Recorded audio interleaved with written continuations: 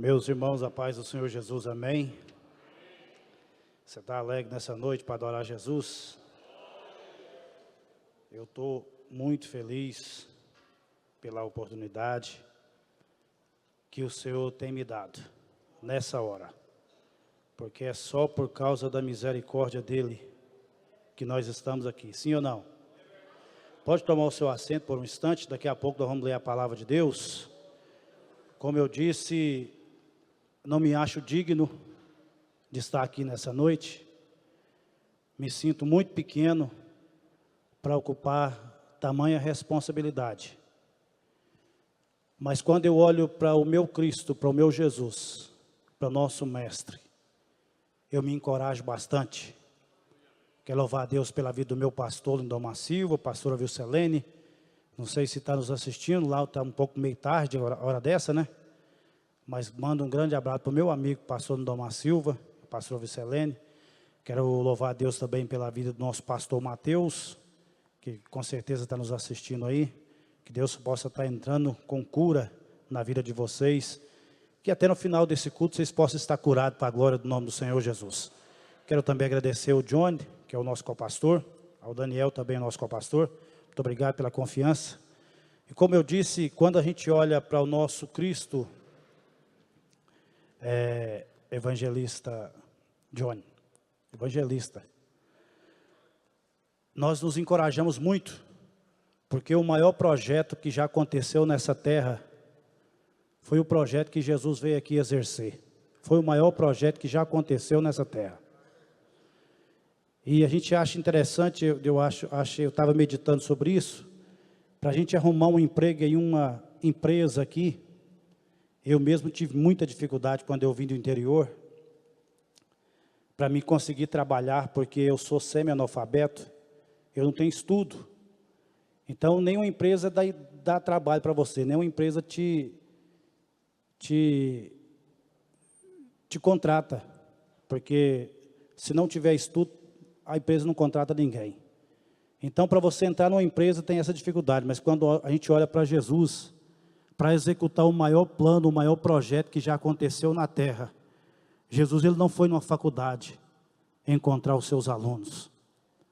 Ele foi para a beira de um lago, para a beira do mar da Galileia, e a primeira pessoa que ele chama foi Pedro. Pedro estava pescando, com certeza Pedro não tinha estudo, Pedro não tinha um canudo, mas Jesus olha para Pedro e diz: você não tem estudo, mas você serve para fazer essa obra para mim.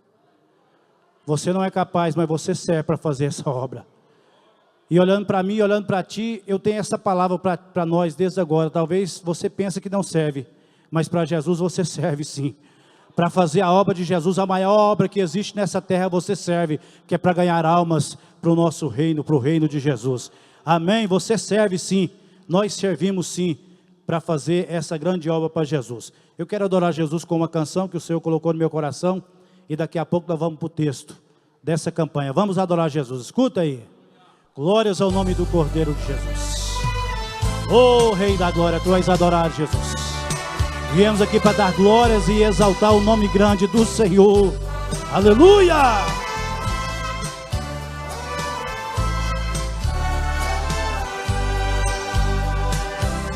Tu que pregastes as rosas e não mostraste os espinhos, quando vierem as provas, oh cristão, deixa o caminho.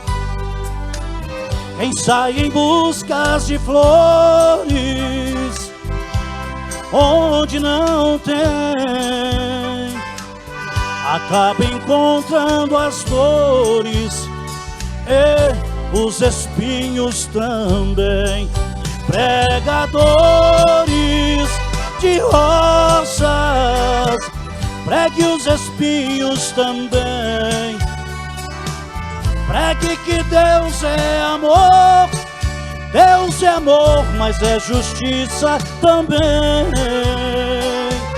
Porque a fé sem as obras para Deus nem um valor ela tem. Pregadores de rosas, pregue pregue os espinhos também.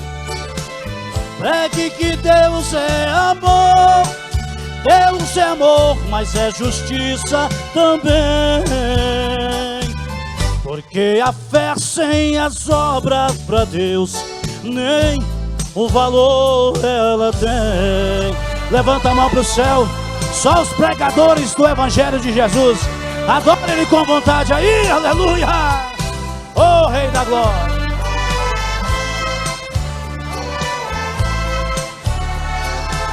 Escuta isso aqui.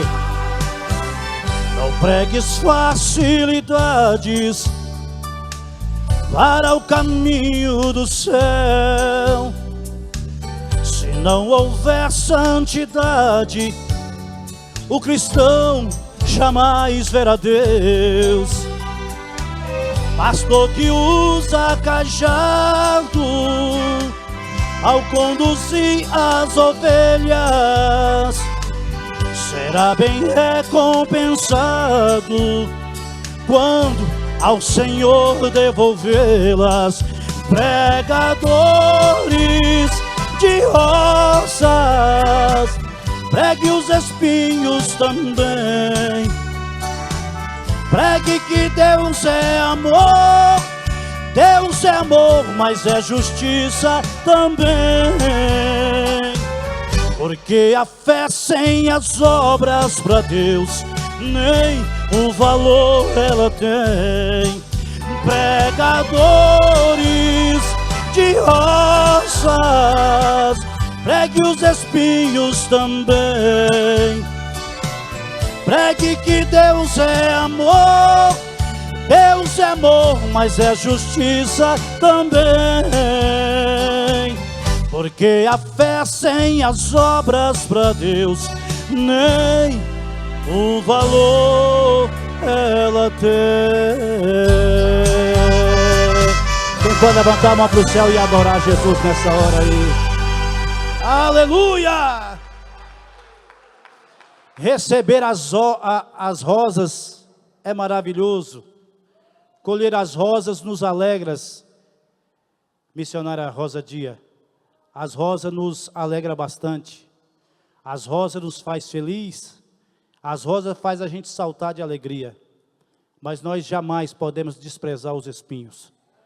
Porque o nosso Cristo, Ele usa os espinhos contra nós. E os espinhos não é para nos ofender. Os espinhos de Deus, irmão Wesley, pregador do Evangelho de Jesus, são para nós permanecermos no trilho da promessa do Senhor. Talvez sem os espinhos nenhum de nós estaríamos aqui. Então, queira as rosas, almeje as rosas, mas jamais despreze os espinhos.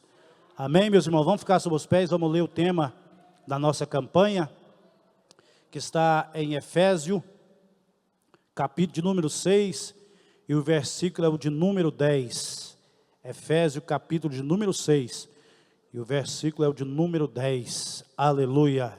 Glória seja o nome de Jesus. Você que está me vendo aqui através da internet, se por acaso você tem enfrentado os espinhos, não despreze os espinhos. Os espinhos de Deus é pedagogia para nós, para mim e para a tua vida. É crescimento para a tua vida, creia nisso. Aleluia, glória seja o nome do Senhor. Vamos ler?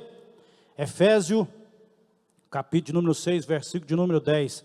A palavra do Senhor que está escrita assim: quando ao mais sede fortalecidos no Senhor e na força do seu poder, revesti-vos de toda a armadura de Deus, para poderdes ficar firmes contra as ciladas do diabo. Porque nossa luta não é contra o sangue e a carne, e sim contra os principados e potestades, contra os dominadores deste mundo tenebroso, contra as forças espirituais do mal nas regiões celestiais. Pode tomar o seu assento, mas tome assento dando glória para Jesus aí. Tome assento dando glória para Jesus aí, que é para a gente pregar o Evangelho, a palavra do Senhor. Essa palavra já diz muita coisa para nós. Permanecer firmes no Senhor. Quem está firme no Senhor, ele às vezes pode até se sentir abalado. Mas quem está firme no Senhor, jamais ele vai ficar abalado, porque o Senhor que nos fortalece, é o Senhor que nos dá graça, é o Senhor que nos dá força, é o Senhor que traz alegria para o nosso coração, é o Senhor que traz alegria para a nossa alma. Eu achei interessante que depois, que essa palavra diz, depois que você vencer todas as lutas, já que você está com a armadura do Senhor, depois que você vencer todas as lutas, aí a Bíblia diz, permanecer firme. É momento de você não deitar em uma rede e descansar, Rubem. É momento de você permanecer firme, esperto, contra a cilada do diabo. Amém, meus irmãos? O evangelista Daniel pregou aqui no domingo, e ele pregou sobre o Espírito Santo, e ele falou sobre uma passagem aqui que está escrita em Atos dos Apóstolos, capítulo número 5, que fala sobre Ananias e Safira. E naquela manhã, o Espírito Santo colocou algo no meu coração muito forte sobre essa palavra, sobre Ananias e Safira. Quando nós conhecemos a passagem, quando eles decidem vender o sítio e levar uma parte do dinheiro e depositar nos pés dos apóstolos. E aí Pedro vai olhar para ele e dizer, Ananias, por que você vendeu o sítio? O sítio estava no seu poder, por que você vendeu? E mesmo se você vendeu, por que você não tomou posse do dinheiro? Por que você resolveu trazer uma parte do dinheiro para depositar no pé dos apóstolos? O Senhor não pediu o seu sítio, o Senhor não pediu o dinheiro do sítio. O sítio era seu, o dinheiro era seu, o dinheiro estava na sua posse. Eu sei que tem pessoas que usam essa passagem para falar sobre dízimo, sobre dar dinheiro para alguém. Essa passagem não diz isso. A passagem está falando sobre a pessoa ser verdadeiro. Esse é o intuito dessa passagem. O que Pedro estava dizendo para Ananias? Você não precisava ter vendido o sítio. E mesmo que você decidiu vender, você não precisava trazer o dinheiro para depositar no pé dos apóstolos. Mas já que você decidiu trazer, você teria que ter trazido a parte toda. Por que você vem mentir? Porque você mentiu não foi para mim, você mentiu não foi para o pastor, você mentiu foi para o Espírito Santo. E o que o Espírito Santo ministrou no meu coração? O Senhor deu uma ousadia para nós pregar o Evangelho, irmão Wesley. O Senhor deu uma ousadia para a gente louvar o nome dEle. O Senhor me deu um dom. Desde quando eu comecei a andar, o Senhor me deu esse dom para adorar o Senhor. Mas o que o Espírito Santo me ministrou no meu coração? Você não precisava cantar na minha casa, Marcelo. Eu te dei o dom para você cantar onde é que você quiser. Você poderia cantar onde é que você quisesse. Mas já que você decidiu cantar na minha igreja, seja verdadeiro.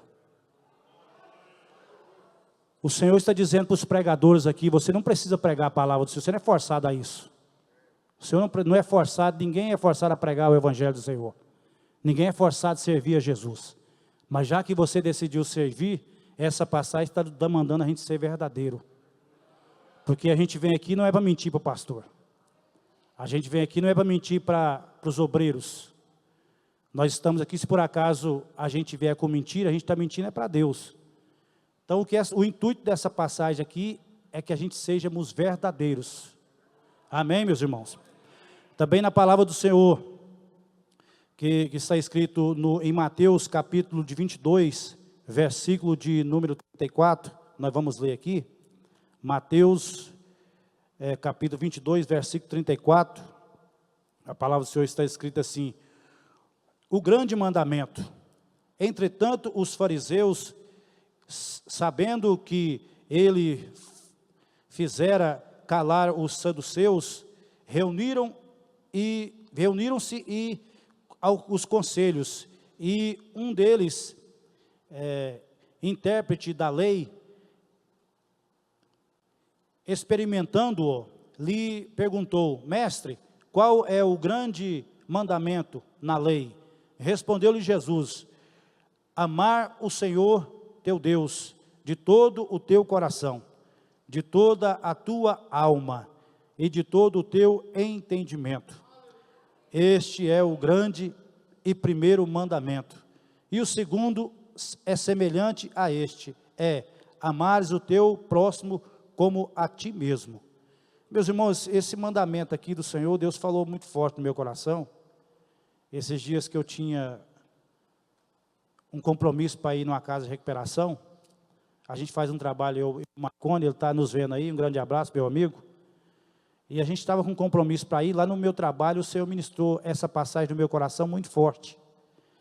Esse mandamento que o primeiro mandamento que o Senhor deixou, a primeira fase que o Senhor, desse mandamento que Ele disse para nós, é amar o nosso Deus sobre todas as coisas.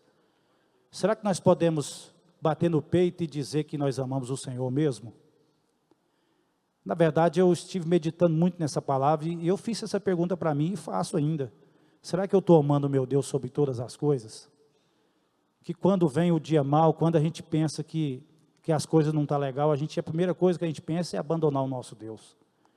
Será que nós estamos amando o nosso Deus mesmo sobre todas as coisas? Porque o mandamento é amar Ele acima de dinheiro, acima de casa, acima até de família, acima de filhos. O mandamento é para a gente amar Ele acima de todas as coisas. Será que nós amamos Ele de verdade mesmo? Para nós vencermos essa dificuldade do dia a dia, vencendo os dias difíceis, será que não falta, né, não é isso? Nós amarmos o nosso Deus mais de verdade? E aí o segundo mandamento também foi aonde o Senhor ministrou no meu coração, e amar o nosso próximo, amar o próximo como a ti mesmo. Isso aí me pegou, porque eu estava marcado para ir para a casa de recuperação, e eu e a minha esposa, a gente estava um pouco chateado um com o outro, e eu estava sem falar com a minha esposa. Aí o Espírito Santo falou no meu coração, será que você ama o próximo mesmo? Nem falar com a sua esposa você está falando. Como você vai pregar para quem está longe, se você não está amando a sua esposa nesse momento? Se você está chateado com ela. E é assim que acontece, meus irmãos. Essa passagem diz aqui, ó, que é para amar o próximo, é porque o próximo, irmão Flávio, é muito mais difícil a gente amar que quem está longe. Quem está longe fala que ama, mas nem sabe se ama mesmo.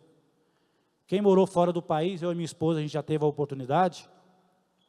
E quando você está fora, você sente uma saudade das pessoas que chega a doer no coração. E as pessoas que ficam também ficam com uma saudade de você tremenda. Elas ligam para você e dizem, não, vocês têm que voltar logo que nós não estamos aguentando de saudade não. Vamos morrer aqui de saudade. E aí a gente pensa, tem que voltar mesmo, porque senão o povo vai morrer mesmo de saudade. Mas aí você volta, irmão. Aí depois de uma semana a pessoa não quer nem olhar para sua cara. Misericórdia. Passa rápido demais, aí, misericórdia, meu Deus. Então é por isso que essa palavra diz isso aqui, amar o próximo, irmão. É porque amar o próximo é difícil. Aí eu estava pensando, como que eu vou para uma casa de recuperação, amar aquelas pessoas lá? E a gente vai por amor mesmo, porque não é por outra coisa. A gente vai por amor mesmo. Como que a gente vai para a rua, dar banho nessas pessoas de rua aí, e se você não está amando nem a sua esposa? Misericórdia, irmão. E se a gente não vigiar, isso acontece mesmo. Você sai fora, abraça uma pessoa que está mal cheirosa, mas às vezes você não tem coragem de dar um abraço no seu filho. Às vezes você não tem coragem de chamar a sua esposa e pedir perdão para ela. É verdade ou não é? Às vezes a gente passa aqui na igreja e a gente vira a cara para o irmão. Será que a gente ama mesmo o próximo? Eu acho que amar quem está distante é muito mais difícil, mas por isso que Deus diz e nos ordena, você tem que amar o próximo como a ti mesmo. Amém, meus irmãos? Dá um glória aí se você não ficou triste com essa palavra. Aleluia, glória a Deus. Também quero ler aqui também uma passagem, eu meditei nessa passagem aqui, nessa parábola de Jesus, que está aqui em Lucas, capítulo de número 8, versículo de número 4. Isso aqui fala da parábola, Jesus contou uma parábola do semeador. Mas Jesus não estava querendo falar aqui sobre a semente de milho. Jesus não estava falando da semente do arroz. Jesus estava falando da semente, ele disse, explica na frente que essa semente aqui é a palavra. Então nós somos um semeador. E todos os dias, irmão, nós estamos semeando alguma coisa. Todos os dias. Parece que, se a gente for olhar para o espiritual, você está com a semente do lado, e todo dia você está jogando essa semente, todo dia você está lançando. E será qual semente nós estamos semeando? Porque aqui Jesus diz que Ele é o dono da obra, e é Ele que dá a colheita. Ele é o Senhor da seara, e é Ele quem dá a colheita. Qual que é a semente que você está semeando? Imagina você que está semeando a semente da contenda. Você não tem medo da colheita, não? E aí Jesus vai dizer que a colheita é 50, 60 e até 100 por um. Imagina colher uma colheita da contenda 100 por um. Meu irmão, nós temos que parar para meditar nisso. Eu sei que tem pessoas que, se esse microfone começar a falhar muito, eu vou pegar o outro. Viu, irmão? Fica atento aí. Eu sei que tem irmãos aqui, irmão, que numa viagem dessa do pastor, fica anotando as falhas dos irmãos aqui, para quando o pastor chegar, contar para o pastor. E o que você imagina em ganhar com isso? Lançando essa semente, a semente da contenda. Nosso pastor chega aqui, no primeiro dia que ele chega, às vezes não consegue nem pregar direito, porque é tanto nervoso que ele fica. Porque teve alguém que ficou reservando essa semente, para lançar ele, quando ele chegar.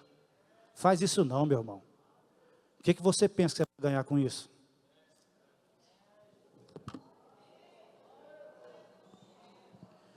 Toda semente tem colheita, irmão. Eu não sei se a irmã Rosadia conhece muito bem sobre plantação. Eu também morei na roça um tempo, eu entendo um pouco. Mas se você joga um grão de milho na terra, missionária Rosadia, um grão só de milho, ele vai dar no pé 2 espigas ou até 3, um grão só. E cada espiga produz dezenas de grão. Então essa é a colheita. A gente tem que olhar para isso, para ver a colheita que nós vamos ter, irmão. Imagina a colheita que você vai ter, se está espalhando contenda entre os irmãos. A hora que o pastor chegar, nós temos que dar um abraço nele e dizer que está tudo bem, porque está tudo bem mesmo, irmão. Cada um de nós está aqui lutando para ser fiel, irmão. Como você tem coragem de espalhar contenda? Como você tem coragem de anotar o que os irmãos estão fazendo de errado para contar para o pastor? Cada um cuida da sua vida, cada um sabe da colheita que vai ter. Mas se você espalha a contenda, a colheita maior vai ser para você. E a colheita não é muito boa. Talvez quando você chegar a colher, talvez você não vai suportar. Quando o Senhor da Seara der a colheita para ti, talvez você não vai suportar ficar de pé. Porque o tratar de Deus com o ser humano é doído demais. O tratar de Deus com o ser humano é muito complicado. Mas existe uma semente também que eu estava aqui meditando, e essa semente nós temos que estar sempre no nosso bolso para semear. Essa nós sempre temos que semear, porque essa semente é uma semente de vitória. E a colheita dessa semente é muito rápido. Essa semente chama-se a semente do perdão. Essa semente nós temos que aprender a semeá-la. Para falar a verdade para você, eu achava muito difícil pedir perdão e perdoar. Eu achava muito difícil. A minha esposa conhece... Eu nem agradeci a minha esposa, desculpa minha esposa. Minha esposa, minha família, a Ruth Sara, o Emanuel, meu filho, o guerreiro de Deus, a Isabela, minha família linda que Jesus me deu. Deus continua abençoando vocês. Bastante, sempre. Estamos juntos sempre. A minha esposa conhece a minha família e ela sabe do que eu estou falando. A minha família, nós temos muita dificuldade. Eu tinha, graças a Deus, muita dificuldade de perdoar e de pedir perdão. As minhas irmãs, a gente ficava até 2 anos, 3 anos sem falar um com o outro. Para você ter uma ideia, irmão de sangue. Mas o Senhor trabalhou na minha vida essa questão, porque o Senhor queria dar vitória para mim através dessa semente. E para a glória de Jesus eu aprendi a perdoar e a pedir perdão. E eu quero contar um testemunho aqui sobre essa semente, que é para você. Se você não está semeando, comece a semear. Desde hoje, exercita o seu coração para você semear essa semente. Eu e a minha esposa, a gente estava muito triste com um parente nosso. Muito triste nós dois. Por questão de serviço. Eu trabalho com móveis planejados, os irmãos conhecem. E um dos nossos parentes fez uma casa muito grande e não passou nenhum trabalho para me fazer, nenhum banheiro. E eu fiquei triste, fiquei chateado. Aí o outro foi e fez outra casa maior ainda, não passou nenhum banheiro para me fazer também. E aí você fica naquela expectativa, Rubim. Rapaz, eu agora vou ser abençoado, porque eu vou ter o serviço aí, né? E aí não apareceu nada. E nós ficamos chateados com esse parente nosso, ficamos com o coração fechado com ele. E um dia ele chegou na casa do meu sogro e a gente estava lá. E eu tratei ele muito mal, porque eu estava chateado com ele. Cumprimentei ele, mas nem dei moral para ele. Já saí, fui embora trabalhar. Mas quando eu cheguei na marcenaria e comecei a trabalhar, o Espírito Santo começou a falar no meu coração: você tem que pedir perdão para ele, rapaz. Eu não estou errado, eu não vou pedir perdão não. Ele que me chateou, eu não vou pedir perdão não. E continuei trabalhando e o Espírito Santo falando, você tem que ir lá pedir perdão para ele, rapaz. Aí daqui a pouco a minha esposa me ligou e disse, você tem que ir lá pedir perdão. Eu falei, eu vou agora então. Saí do meu serviço, fui lá e chamei ele e tratei o assunto, porque a gente tem que tratar o assunto. Ó, nós ficamos chateados com você por isso, mas eu quero te pedir perdão, porque eu sou um obreiro do altar e eu não posso tratar as pessoas dessa forma, você me perdoa. Eu abracei ele e limpei meu coração de uma forma que acabou aquela situação. E você lembra que eu fiquei chateado por causa de serviço, por causa de trabalho. Passou poucos dias, eu fui para a sede, para uma escola de obreiros e obreiras, e quando eu cheguei na sede, uma irmã me chamou de lado e disse, você trabalha com móveis planejados? Eu falei, sim. Aí ela falou, meu primo está esqueci o país que ele estava, na Inglaterra. O meu primo está lá na Inglaterra e ele comprou uma casa aqui, e ele quer mobiliar a casa toda. Você não quer fazer um orçamento lá? Não. Eu falei, quero, vou lá sim. Aí ela disse, só que ele vai fazer 3 orçamentos, com você e mais 2 marceneiros. Eu falei, tranquilo. Aí eu fui o primeiro a ir fazer o orçamento para ele, orcei a casa toda. Aí passei o orçamento para ele. Rapaz, nunca tinha visto ele, não conhecia ele. Passei o orçamento para ele, passou no outro dia ele me ligou. E aí nós começamos a conversar e conversamos muitas outras coisas, que eu já morei fora do país também. E nós conversamos muitas outras coisas, ele falou assim, rapaz, eu estava de pensamento de fazer 3 orçamentos, mas eu vou fechar com você aqui agora, não quero nem saber dos outros orçamentos, nós vamos fechar aqui agora o serviço, e você pode ir na loja e comprar o material e começar a fazer o serviço, um serviço de mais de 60 mil reais, para mim começar. Aí você imagina, olha a semente que eu falei, que eu acabei de falar para você, a semente do perdão, olha o tanto que ela produziu, irmã Rosa Dia, 50, 60 e até 100 por 1. Eu trabalhei 1 ano nessa casa lá, e através desse trabalho, eu consegui reformar toda a minha casa, troquei o meu carro, foi quando eu comprei o Corolla. Então, meu irmão, começa a semear essa semente aí, é vitória para a tua vida. Se você acha difícil, não é difícil não. Não é difícil pedir perdão, e não é difícil perdoar. É Satanás que fica colocando as coisas no nosso coração, não é difícil. Comece a exercitar para você ver, e comece a semear essa semente, a semente do perdão, amém? Glória ao nome do Senhor. Também Samuel, capítulo de, primeiro livro de Samuel, capítulo número 2, a palavra do Senhor vai falar de uma grande vitória, eu até anotei aqui, o grande propósito de Deus na vida de Ana. Nós estamos aqui nessa campanha vencendo os dias mal, e essa mulher que nos ensina muito a vencer o dia mal, essa mulher chamada Ana. Por quê? Porque Ana, ela contratou uma pessoa para trabalhar na sua casa, quem sabe contratou uma menina, uma jovem, e essa jovem, quem sabe, estava dependente de Ana, ela era dependente, quem sabe, ali de uma ajuda, e Ana resolve ajudar essa jovem, e leva ela para morar dentro da sua casa. Mas como naquela época eles tinham o costume de, se a mulher não desse filho, o marido poderia deitar com a empregada, né? Costume estranho, né? Mas era dessa forma naquela época. E Ana então aceita ela se deitar com seu marido, e aquilo que Ana não tinha, essa mulher chamada Penina, todo ano ela tinha. Todo ano Penina dava um filho para o marido de Ana. Aí você imagina, é aquilo que eu disse, é para a gente amar o próximo mesmo. Porque Ana estendeu a mão para essa jovem, e essa jovem se levanta contra Ana, para humilhar ela. Então, uma das coisas que nós passamos no teste de Deus é a humilhação. E a humilhação não é de quem está longe, não. Por isso que é difícil amar o próximo. A humilhação é quem está perto. É de um parente, é da pessoa que você mais ama. É daí que vem a humilhação. Mas nós temos que lutar para passar por essas humilhações, porque o projeto que Deus criou na vida de Ana era um projeto grandioso. E aí eu fiquei pensando, qual é o projeto que você tem na sua vida aí? Porque o Senhor costuma nos provar, meus irmãos, é naquilo que a gente mais necessita. Qual que é a sua necessidade? A sua necessidade é financeira? O projeto de Deus então vai ser nessa área para a tua vida. O seu projeto é falta de filho? O projeto grande de Deus vai ser nessa área para a tua vida. E creia, acredita que o projeto de Deus já está formado, Ele já sabe. Ele já sabe o tamanho do projeto que Ele vai te entregar. Deus já sabia como seria Samuel. Deus já sabia da grandeza de Samuel. Deus já sabia da forma que Ele ia usar Samuel. E Deus já sabia da fidelidade de Samuel para com Deus. Então Deus já sabia do tamanho do projeto, mas mesmo assim, Deus decidiu aprovar Ana, e provou ela bastante, e ela permaneceu fiel. Mas um dia, esse plano se cumpriu na vida de Ana. Um dia Ana abraçou Samuel, um dia Ana pegou o seu projeto no colo, um dia Ana pegou o seu projeto na mão, e eu quero crer no nome de Jesus que não está demorando muito, e o seu projeto você vai pegar na tua mão. Eu quero crer que o projeto que Deus preparou para mim e para a tua vida não vai demorar muito não. Quem sabe ainda pode ser esse ano ainda.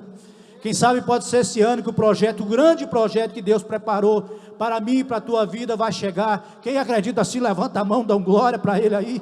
Mas dá um glória de crente ungido aí para aqueles que creem. Aleluia! Oh, bendito seja o nome de Jesus. Vai chegar em nome de Jesus. O seu projeto vai concluir em nome de Jesus. Ainda no livro de Samuel, mais um teste aí que Deus faz na nossa vida, e mais algo que nós temos que valorizar. Uma das coisas é sermos humilhados e passarmos pela a humilhação. E outra coisa também está aqui no livro de Samuel, essa passagem que fala de Davi e Saul, também no livro de Samuel. Quando Deus diz para Samuel: eu já rejeitei Saul e você ainda está tendo pena de Saul. Mas eu fui ler essa passagem e eu acredito que Deus não rejeitou Saul. Eu acredito que foi Saul que rejeitou a Deus. Porque Deus não rejeita ninguém. A Bíblia diz que Ele amou o mundo. Então Deus não rejeita ninguém. Se Deus rejeitasse alguém, eu tenho certeza absoluta que eu não estaria aqui. Eu creio que foi Saul que rejeitou a Deus. Porque se a gente for olhar para o pecado de Saul e para o pecado de Davi, o pecado de Saul qual foi? Desobediência, desobedeceu a Deus.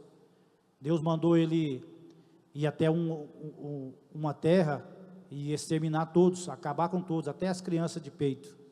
Mas ele decidiu poupar a vida do rei e a vida de alguns animais. Esse foi o pecado de Saul. Outro pecado de Saul, eles tinham marcado para sacrificar, só quem poderia sacrificar era o sacerdote. Mas o sacerdote demora, atrasa um pouco. Ele disse: não, eu mesmo vou sacrificar. Então ele toma o lugar do sacerdote e ele mesmo sacrifica para o Senhor. Esse foi o pecado de Saul. E qual foi o pecado de Davi? Davi, ele deita com a mulher do seu parceiro, do seu companheiro, do seu soldado de guerra. E por sinal, pelo que a palavra nos diz, um soldado de valor, um homem fiel a Davi, muito fiel. Mas Davi, além de deitar com a sua esposa, ele ainda vai premeditar a morte do seu amigo. Ele deita com a esposa de Urias, engravida a mulher de Urias, aí ele vai premeditar a morte de Urias. Manda colocar ele na frente da batalha, porque eu quero que ele morra. Olha o pecado de Davi. Mas sabe qual que é a diferença? Saul, quando pecou contra Deus, a Bíblia diz que o Espírito do Senhor saiu de Saul, e o espírito da parte maligna se apossou de Saul. Interessante que a Bíblia diz que é um espírito do mal da parte do Senhor, ou seja, foi Deus que permitiu o espírito maligno se apossar de Saul. Por que Deus permite isso? Para ver se Saul se arrependia e voltasse atrás, porque Deus não queria desprezar Saul, Deus não queria destronar Saul. Deus permitiu o espírito mal apossar de Saul para ver se ele se arrependia e voltasse para os caminhos do Senhor. Mas quando Saul peca e o Espírito de Deus sai dele, ele diz: o Espírito de Deus saiu, mas eu ainda estou no trono. O Espírito de Deus saiu, mas eu ainda tenho a coroa. O Espírito de Deus saiu, mas eu ainda tenho as vestes reais. Agora com Davi, como foi? Senhor, você pode tirar tudo que eu tenho. O Senhor pode tirar o meu trono, Jesus. Meu Deus, o Senhor pode tirar a coroa. O Senhor pode tirar o dinheiro que eu tenho. O Senhor pode riscar o meu nome aí. Mas tenha misericórdia, não retire de mim a tua presença. Se eu e você queremos vencer esse dia mau, esse dia difícil, nós temos que valorizar a presença. Se eu e você queremos vencer nesse dia difícil, dia de tribulação, nós temos que valorizar a presença. Quem está valorizando a presença? Fica sobre os pés, nós vamos adorar o Senhor Jesus. com essa canção e nós vamos valorizar mais um pouco a presença do Senhor. Nós vamos aprender a valorizar mais um pouco a presença do Senhor, que é por causa dela que nós estamos aqui. É só por causa da presença dele que nós ainda estamos vivos. É só por causa da presença dele que nós ainda não partiu para a glória. É só por causa da presença dele que nós estamos vencendo no nome de Jesus. Aperte o play, vamos adorar o Senhor. Escuta isso aí, escute. Aleluia, louvado seja o nome do Senhor. Tu és grande, justo e fiel, Senhor. Oh, bendito seja o nome do Senhor, porque Ele é fiel.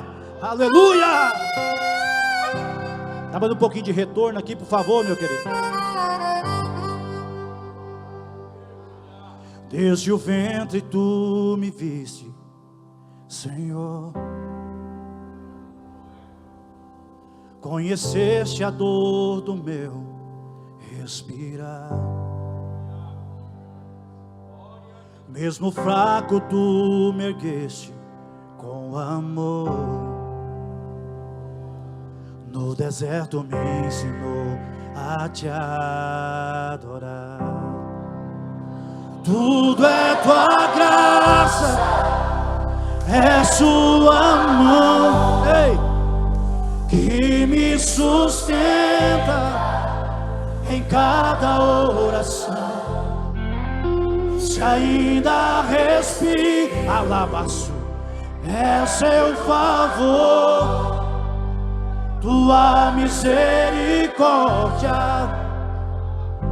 é o meu louvor. É só a sua misericórdia, amado meu. Valoriza a presença de Jesus, que ela já se faz real no nosso meio aqui agora. Aleluia. Oh.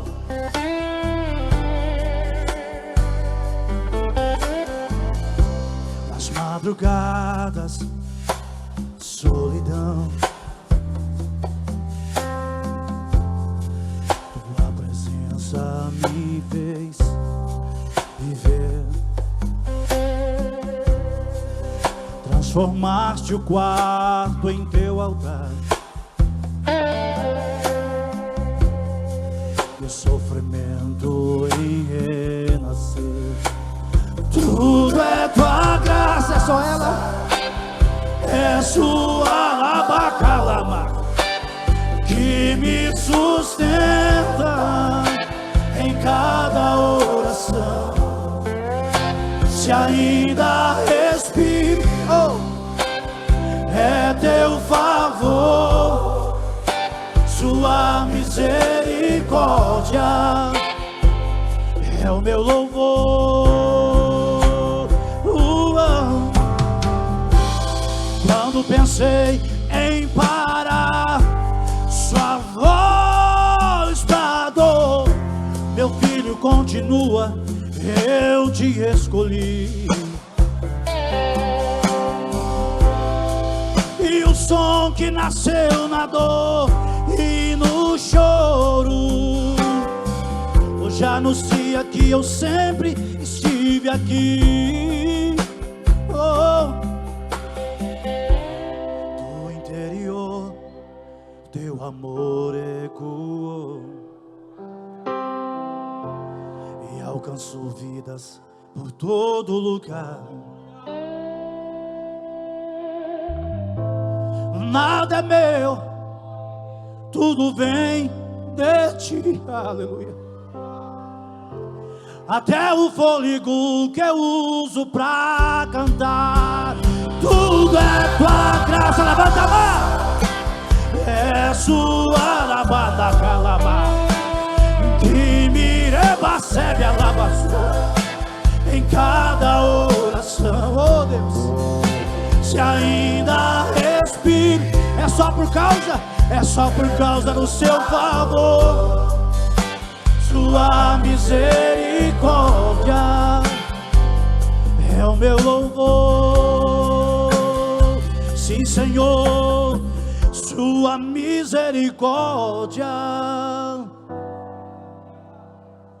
é o meu louvor. É sua misericórdia que nos mantém de pé, é sua graça que nos mantém vivos, Senhor. É por causa da sua misericórdia que nós estamos aqui nessa hora, Senhor. É por causa da tua graça que eu ainda não desisti. É só por causa dela, é só por causa dela. É só por causa que eu ainda não parei. É só por causa da sua misericórdia que eu estou com esse microfone aqui nas mãos. É só por causa da tua graça, Senhor. Oh, é só por causa da tua graça. Só por causa da tua graça. Oh, amado meu, continua derramando a tua graça sobre nós. Continua estendendo as tuas mãos sobre o teu povo, meu Pai. Continua dando graça a cada um dos meus irmãos. Pai, continua ajudando a nos vencer. Continua a vencer o dia mau. Continua, Senhor, a nos vencer o dia difícil. Pai, continua nos dando graça para a gente vencer as provações. Continua, Senhor, nos dando graça em nome de Jesus. Continua nos ajudando, Espírito Santo de Deus, em nome do Senhor Jesus. Eu quero te louvar por essa oportunidade, meu Pai. Muito obrigado, Jesus. Apesar da minha pequenez, muito obrigado por estar aqui nessa hora. Eu te amo, amado meu, tu és a razão da minha vida. Levanta a tua mão e adora Jesus aí com uma salva de palma. A melhor que você já deu até agora. A melhor que você já deu até agora, porque é para Deus, é para Ele, é para Jesus. Aplauda com vontade aí. Obrigado, Jesus, obrigado, meu Senhor.